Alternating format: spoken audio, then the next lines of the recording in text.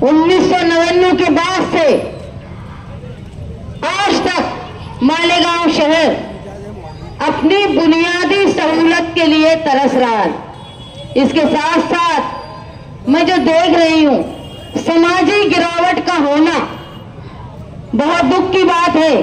मैं अभी ये नज्म सुन रही थी, मैं साहब की बेटी, मैंने देखा यहाँ मौजूद वो पुराने साथी जो निहाल अहमद साहब के साथी रहे, उनके साथ यूसुफ बाबा साहब भी थे।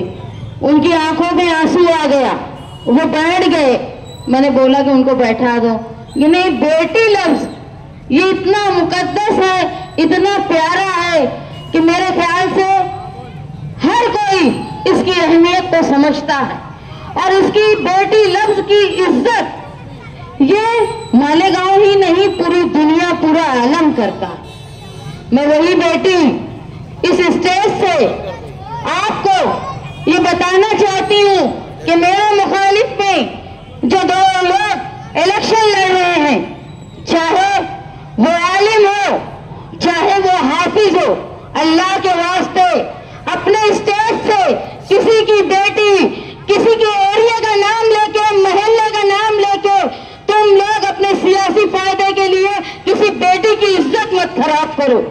मैं महसूस कर रही हूँ मुद्दों से बात हटाकर मुसलसल कोई किसी औरत का नाम लेके, कभी कोई किसी इलाके का नाम लेके जलील करता है औरत जात को, तो याद रखो ये औरत जात वही है कि जब कोई बीमार होते हैं तो यही औरतों की मजलिस बैठाकर उनसे दुआएं करवाई जाती है।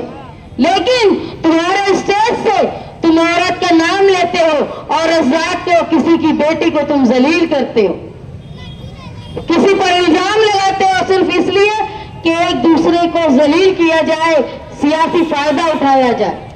तो अगर तुमको मालेगांव शहर के लोगों से वोट लेना है तो तुम अपने मुद्दों पर बात करो। ये बताओ कि 15 साल में शेख आसिफ और शेख रशीद खानदान ने मालेगांव में क्या कारनामे किए जिससे उनका हक बनता है कि वो दोबारा तुम्हारे दरमियान वोट मांगने आए। ये 10 सालों में मुफ्ती इस्माइल साहब ने ऐसा क्या काम कर दिया जिसकी वजह से दोबारा मालेगांव शहर की आवाम ने, मालेगांव शहर के लोगों ने, औरतों ने उनको वोट देना चाहिए। मैं मालेगांव शहर की आवाम को ये जगाने के लिए यहां खड़ी हुई हूं कि जो सियासत यहां हो रही है, हरे झंडों की सियासत, वो एक तरफ एक नाथ शिंदे का भगवा झंडा लेकर खड़ी है तो दूसरी तरफ अजीत पवार का भगवा झंडा लेकर खड़ी है। ना इनके ऊपर कोई एमएलए है, न दिल्ली में इनका कोई इतना बड़ा रुतबेदार और तादाद में एमपी है जो तुम्हारे तहफ्फुज़ के लिए यहां से लेकर दिल्ली तक तुम्हारे हिफाजत के लिए बोले, ऐवान में बोले। मैं जिस पार्टी से उम्मीदवारी कर रही हूं वो पार्टी है जिसने यूपी में बीजेपी के रास्ते रोक दिए और ये हालत कर दी अपनी 37 सीट लाकर कि जो मजबूत हिंदुत्व वाली हुकूमत, हिंदू राज हिंदुस्तान में बीजेपी वाले बनाने वाले थे, उस राम मंदिर के नाम से जहां बाबरी मस्जिद शहीद हुई और वहां पर उन्होंने बना के पूरे हिंदुस्तान को यह बताया, पूरी दुनिया को यह बताया कि हम हिंदुस्तान में हिंदुत्व का राज लाने वाले। वहां समाजवादी लोगों ने अयोध्या हराकर उनको ये बता दिया कि हिंदुस्तान जमहूरी तर्ज पर चलता है। मैं उस पार्टी से अपनी उम्मीदवारी कर रही हूं। मैं उस शख्स की बेटी हूं जिसने मालेगांव शहर में अमन कायम रखने में और मालेगांव शहर के लोगों का, खास तौर पे मालेगांव शहर के मशरकी हिस्से के लोगों का दबदबा कायम करने के लिए गणपति के पास जो डेकोरेशन की दीवार बनाई गई थी, सिर्फ इस तर्ज पर के ताजिया जाता है तो उसका रास्ता रोक लिया जाए। तो साथी निहाल अहमद साहब ने, वो साथी निहाल अहमद जो मौलवी मोहम्मद उस्मान के बेटे थे, उन्होंने ताजिए को ले जाने के लिए अपने कांधे पर दीवार को, जो गणपति की डेकोरेशन की दीवार थी, उसको तोड़ दिया और ये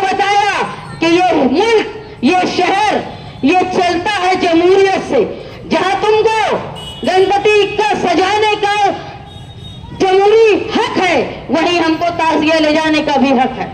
इसलिए जरूरी है कि हिंदुस्तान में जमहूरियत की बात हो, मजहब के नाम पर अगर बात होगी तो याद रखो, जो लोग रोजाना यहाँ से सफर करते हैं, जो नदी के पार अपने बीमार लोगों को लेकर जाते हैं, जो लोग रोजाना सफर करते हैं, नासिक जाते हैं, बंबई जाते हैं, यहाँ की औरतें भी बस से जाती हैं बाहर पढ़ाने, जो रोजाना वापस आती है वो महफूज वापस आए। मालेगांव शहर में जो सियासत चल रही है, कहीं अपने आप को अच्छा बताने के लिए नाकारा काम हो रहा है, कहीं मालेगांव शहर में सट्टा, जुआ और नशे का ऐसा कारोबार, ऐसा जाल फैल गया है कि अगर मालेगांव शहर के लोगों ने इस नशे के जाल को खत्म नहीं किया तो तुम समझ लो कि मालेगांव शहर की जो औरतें, बच्चियां यहाँ हैं, हिफाजत से हैं, वो अपने घर में निकलेगी तो वो नशा करने वालों और ऐसे कारोबार करने वालों से हिफाजत से वापस आएगी क्या? ये सबसे बड़ा तुम्हारा सवाल है। और खास तौर पे ये याद रखो कि हमारी बच्चियां कहीं अगवा न हो, किसी रिक्शा में न लेकर जाए। इसलिए ध्यान रखो, जो अपने पहलू बदल के, निशान बदल के इस शहर को, इस नस्लों को खराब कर रहे हैं, उनका सर कुचलने का वक्त जो है वो है हमारा इलेक्शन जमहूरी हक। मैं मालेगांव शहर से उम्मीदवारी कर रही हूं असेंबली में। कोई 50 साल के बाद कोई खातून असेंबली में उम्मीदवारी कर रही है जो दावेदार है जीतने की। अगर आप लोगों ने मेरा साथ दिया तो यकीनन जिस तरह मालेगांव शहर में गुंडागर्दी फैल रही है उसको मैं जमहूरी अंदाज में खत्म करवाऊंगी। जो लोग नशे में मुलविस हैं वो हमारे समाज का हिस्सा है। जो लोग ये कारोबार कर रहे हैं, अगर उनको हम बेहतर कारोबार देंगे, हलाल कारोबार देंगे, कानूनी तौर पे कारोबार देंगे तो वो ये गैर कानूनी काम छोड़कर वो कारोबार करेंगे, उनके घर का रोजगार चलेगा। और जो बच्चे, जो नौजवान इस नशे की नस्ल में बर्बाद हो रहे हैं, नशे के शौक में बर्बाद हो रहे हैं, उनके लिए रिहैब सेंटर बनाएंगे। देख लो, ये रिहैब सेंटर एक नौजवान आदमी की अकेले सुधारने के लिए नहीं, उसकी बीवी की जिंदगी, उसके बच्चों की जिंदगी, उसकी गली मोहल्ले और सबके तहफ्फुज के लिए और इस शहर की औरतों के तहफ्फुज के लिए बहुत जरूरी है। मैं आप लोगों के सामने इलेक्शन की तस्वीर के लिए खड़ी हुई हूं, जहां मैं ये महसूस कर रही हूं। 2 रोज पहले मैं कब्रिस्तान वाली रोड से नौरंग कॉलोनी जा रही थी, एक ऑफिस का उद्घाटन था। जब मैं वापस आई वहां ट्रैफिक जाम हुई कब्रिस्तान से पहले, वहां मैं खड़ी थी, कुछ नौजवान, हमारी गाड़ी खड़ी हुई तो नौजवान भी देखने लगे। मैं उनको बोलने लगी मैं उम्मीदवारी कर रही हूं, मेरा निशान साइकिल है और मालेगांव शहर में तरक्की के लिए आप मेरा साथ दो। तो वो लोगों ने मुझे कहा, नौजवानों ने, कि मैडम हम जिस रोड पे खड़े हैं ना, यहाँ से रोजाना मैयत जाती है। जो शहर का हाल है, जिंदा तो जिंदा, यहाँ मुर्दा भी चैन से कब्रिस्तान नहीं पहुंच पाता, ये हम महसूस कर रहे हैं। इसलिए आप हमको ये वोट की अपील मत करो। हमने खुद ये तय कर लिया है कि मालेगांव शहर में जब जनाजा जा रहा है बड़ी कब्रिस्तान में, बारिश होती है, कीचड़ जमा होता है, उस वक्त ये नहीं समझता जनाजा ले जाने वालों को कि हम पानी रख रहे हैं, पानी में पैर रख रहे हैं तो वहां गड़ा है कि सिर्फ पानी है। मैयत डोल जाती है, हिल जाती है, तो सोचो जिस घर की मैयत होती है, जिसका बाप, जिसका बेटा, जिसका भाई, जिसकी माँ, वो उनकी क्या हालत होती होगी कि कहीं मैयत गिर ना जाए। ये नौबत मालेगांव शहर में आ गई। बहुत जरूरी है कि हम लोग इस तकलीफ को समझे। जहां लोग हरे लड्डू से तोले गए, वही रोड की ये हालत है। मैं आप लोगों को बता देती हूँ कि मालेगांव शहर हमेशा से अमन पसंद शहर रहा है और मालेगांव के लोग इतने बड़े दिल वाले हैं कि जब कोविड का मामला आया, कोरोना का मामला, तो पूरे हिंदुस्तान में ये हाल था कि कोई अपना भी मर जाता था ना, तो उनके लोग छूते नहीं थे, ना बेटा छूता था, ना बाप छूता था, ऐसे हाल थे। लेकिन ये शहर ने मालेगांव के लोगों ने बिना जात पात के उन बीमारों को इलाज करने का मौका दिया है। यहाँ तक के जो अंतिम संस्कार होता है हिंदू मजहब के हिसाब से, उसमें उनके घर के लोग नहीं आए, लेकिन शमशान में हमारे नौजवान मुस्लिम नौजवानों ने जाकर उनको आखिरी रसूमात अदा की, क्योंकि हम जिंदे के साथ साथ मुर्दे का भी एहतराम जानते हैं। लेकिन बड़ी मुश्किल इस बात की है, बहुत दुख की बात है कि हमारे यहाँ जब जनाजा जाता है तो उसका एहतराम, उसका तकद्दुस कायम रहे, ये एक सवाल होता है। मैं मालेगांव शहर की आवाम से दरख्वास्त करती हूँ कि इलेक्शन मुद्दों में होना चाहिए, ऐसा कि ये तुम क्या करके आए हो इतने सालों में, ये बताओ। 10 साल तुम रहे, 15 साल दूसरे लोग रहे, वो किस मुद्दों पे इलेक्शन लड़ रहे हैं ये बताओ। मैं आप लोगों के सामने वो बातें बताने आई हूँ जिस बिना पर मैं इलेक्शन लड़ रही हूँ। सबसे पहले तो मालेगांव शहर में जो तालीमी निजाम सबसे खराब है, सबसे खराब इसलिए है कि जो हमारी प्राइमरी स्कूलें हैं उसको नशे, सट्टे और जुए का अड्डा बना दिया गया है। पूरी धीरे धीरे हमारी स्कूलें तोड़ दी गई, वरना चंद साल पहले वहीं से डॉक्टर वकील पढ़कर जाते थे प्राइमरी स्कूल से, उसके निजाम को बिल्कुल खत्म कर दिया गया है। उसकी वजह यह है, मैं जो महसूस करती हूँ कि उस जगह को ये अपने नशा रखने का गोडाउन बनाते हैं, और पुलिस जो है वो वहां नहीं जा पाती क्योंकि वो सरकारी जगह होती है, इसलिए उसको नशे का अड्डा बना दिया गया है। सबसे पहले ये नशे के अड्डे जो कारपोरेशन की जगह है जिसपे लोग गैर कानूनी तौर पे कब्जा करके रखे हैं, उसको स्कूल दोबारा पायदार बनवा के, ताकि गरीब के बच्चे भी तालीम हासिल कर पाए। आज लोग बच्चे इसलिए तालीम गरीब की नहीं हासिल कर पाते कि महंगी स्कूल का डोनेशन नहीं है। प्राइमरी स्कूल का भी ये निजाम हो जाए जिस तरह रईस शेख ने बनाया है कि गरीब का बच्चा भी, जो हमारे यहाँ आज 1 से 7वीं तक का निजाम है, उस निजाम को 10वीं तक का करवा दें की कोशिश मैं करूंगी, ये आपसे मैं वादा करती हूँ। मैं इलाकों में घूम रही हूँ, देख रही हूँ मामूली पैसे पे औरतें घर में रोजगार करती हैं, कहीं गोंद चुनती हैं, कहीं इमली फोड़ती हैं, कहीं नक टाकती हैं, तो कहीं टोपी बनाने का काम करती हैं। और बहुत सारे इलाकों में तो लोग औरतें प्याज छीलने के लिए भी मार्केट में जाती हैं। तो आप ये समझ लो बहुत मामूली पैसे पे वो रोजगार करती हैं। मैं आप लोगों से इस बात का वादा करती हूँ, खासतौर पे वो खवातीन जो मेरी आवाज सुन रही है अपने घरों में, कि हुकूमत की पॉलिसी के मुताबिक आपको घर बैठे रोजगार मिले, ऐसा रोजगार जिसमें मेहनत के हिसाब से आपको पैसा मिले, ताकि आप इज्जत से अपने घर में बच्चों की कफालत कर पाए, ये कोशिश मैं करूंगी। मालेगांव शहर में बस्तियां बसाना और बचाना ये सिर्फ निहाली और सोशलिस्ट लोगों ने किया है। मैं देख रही हूँ मेरे सामने वो पुराने लोग बैठे हैं जो मालेगांव शहर की बस्तियां बसाने में बड़ा किरदार अदा किए थे। निहाल साहब के बाद आज तक किसी ने एक बस्ती नहीं बसाई। मैं आप लोगों से ये वादा करती हूँ, चाहे वो बस्ती बसी हुई हो या जो ओपन जो जगह है जहां लेआउट विंशेटी नहीं है, हुकूमत की तरफ से लोगों को अपना घर का मालिक बनवा के, 7 बारे का उतारे का मालिक बनवा के तहफ्फुज़ से रहे, ताकि कोई 2 कौड़ी का एमएलए बीजेपी का आकर यहाँ ये ना बोले कि यहाँ लैंड जिहाद होता है और हमारे घर पर बुलडोजर न चल जाए। इसके लिए आपके 7 बारे का उतारे का आप मालिक बने, ये मैं कोशिश करूंगी।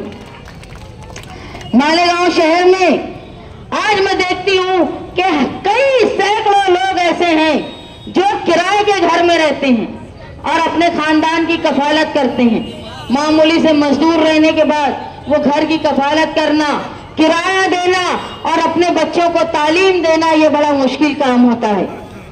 हुकूमत की पॉलिसी के मुताबिक हम कोई ऐसी जगह गवर्नमेंट से लेके मुख्तस करके लोगों को हाई परचेज से जगह देंगे कि जो बेघर लोग हैं, जो किराए के घरों में रहते हैं, उनको घर का मालिक बना दिया जाए, ताकि वो उनकी छत जो है वो मुस्तकिल हो जाए।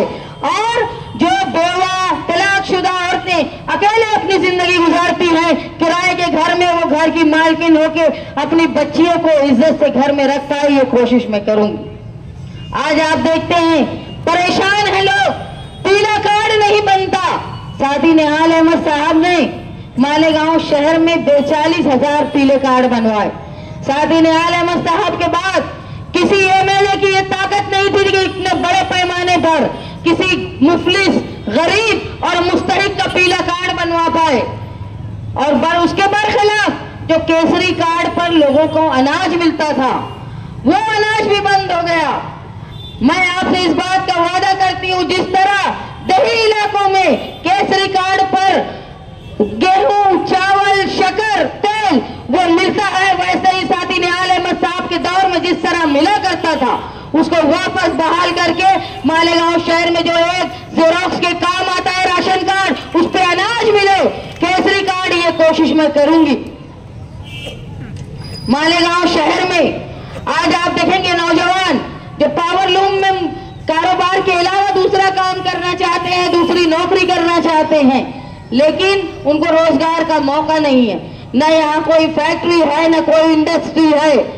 उन लोगों के लिए अखिलेश यादव से बोलकर अखिलेश यादव ने उनके खुद के जिले सैफई जिले में 13 ऐसे प्रोजेक्ट डाले और पूरे यूपी में 632 प्रोजेक्ट उन्होंने ऐसे डाले जहां पर जो लोग मजदूर थे इधर उधर जाते थे, कहीं बंबई में, कहीं दूसरी कलकत्ता में रोजगार करने के लिए, तो 632 प्रोजेक्ट उन्होंने डाले ताकि लोग जो है मजदूरी अपने शहर में करें। और याद रखो, तुम्हारे ही पास इतनी बड़ी ताकत है, जितनी बड़ी समाजवादियों की ताकत है वो तुम्हारे पास है। तुम्हारे सामने जो दो नुमाइंदे हैं, एक तो आजाद हैं, पल्लू पकड़ के बैठे हैं अजीत पवार का, और दूसरे जो है वो शिंदे से मोहब्बत करते हैं, ये आप लोग जानते हो।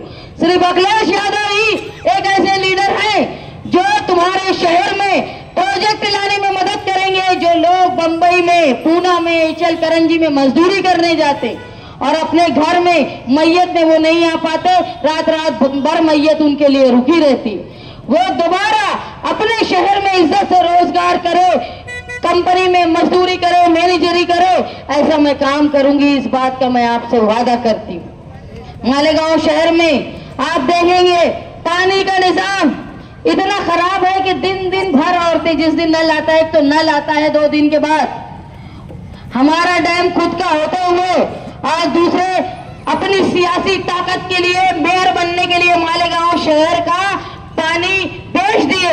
और आज जो मुफ्ती साहब के साथ स्टेज पे बैठे हैं इस्लामाबाद वाले, वो उसमें सूचक और अनुमोदक थे, दोनों इसमें शामिल है पानी बेचने में। तो आज मालेगांव शहर की औरतें दिन भर इस बात के लिए परेशान रहती है कि नल कब आएगा, क्योंकि वक्त फिक्स नहीं है। कहीं उनको शादी में जाना हो, मैयत में जाना हो, वो परेशान रहती। तो मालेगांव शहर में स्टोर की पानी की टांकी बनवा दी जाए तो पानी का जो डिस्ट्रीब्यूशन हो जाएगा और पानी का जो फोर्स लोगों के घर में काम आता है नलों में, वो सही हो जाएगा और एक टाइम फिक्स हो जाएगा, जिसकी वजह से औरतों को पूरा दिन इंतजार नहीं करना पड़ेगा। और ये 2 दिन आड़े और 3 दिन आड़े की जो मुसीबत है वो स्टोर की टांकी की वजह से खत्म हो जाएगी। ये करने की मैं कोशिश करूंगी, ये आपसे वादा करती हूँ। मालेगांव शहर की आवाम आज बहुत परेशान है। रोड, गटर, सड़क, आप देखें कि हमको इसी चीजों में रोक के रखा गया है कि तालीमी निजाम हमारे यहाँ कोई कॉलेज, कोई बड़ा प्रोजेक्ट नहीं आ पाया। मैं देखती हूँ, मैं शिवाजी पुतले के पास से देखती हूँ, बड़ी तादाद में मालेगांव शहर के नौजवान और लड़कियां जानवर पढ़ने के लिए जाते हैं।